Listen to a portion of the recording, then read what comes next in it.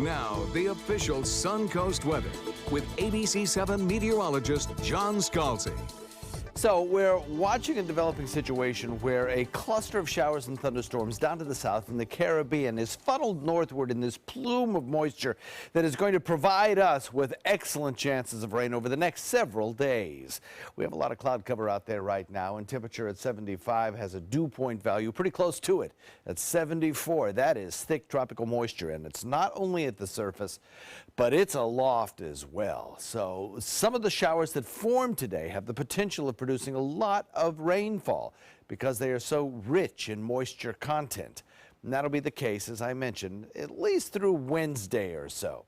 We have a east-northeast wind at about 9 right now, but we'll watch that east wind shift south to southeast a little bit later on in the afternoon and become somewhat breezy as well. So boaters, pay attention to those winds because they are going to get strong, and you're going to be encountering showers and maybe even some thunderstorms as well as some big downpours of rain out in Gulf waters over the next couple of days.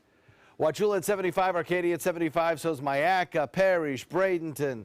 Lakewood Ranch comes in at 76, so does Northport and Punta Gorda, Inglewood as well. Double 77s in Longboat Key and in Venice. Look at all the rainfall that's taking place, and in fact, it doesn't stop there. There's plenty more rain out in the Gulf waters. It's just difficult for our radar beam to see it. It's so far away, but it's out there. A lot of cloud cover, a lot of rainfall, and some good chances of seeing really some low-lying flooding possible over the next several days. Certainly some urban street flooding because of some just heavy downpour of rain. And unfortunately occurring just about the time of drive time home this evening as well, it looks like. Anywhere between 2 and 7 o'clock tonight. Right now, pretty quiet. Morning commute should be okay. We have this moisture plume lifting northward around really an area of low pressure that's trying to develop into a closed circulation. Hasn't really done so yet, but it is forecast to lift northward out in the Gulf waters, and at that time, perhaps develop into a named system a little bit later on and then travel northward. The trough of low pressure located back to the west and the area of high pressure located out in the Atlantic are acting together in concert as teammates to kind of funnel that moisture right up out of the southeast.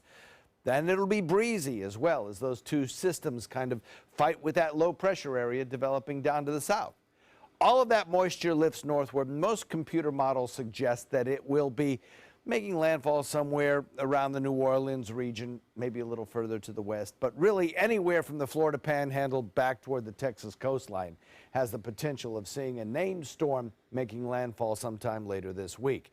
Now, depending on the strength of the storm and its actual location, its impact on us could be anywhere from not a whole lot to perhaps bringing us actually improved weather as we head into later in the week. If it moves a little bit further away from us, it could actually tend to sort of dry us out.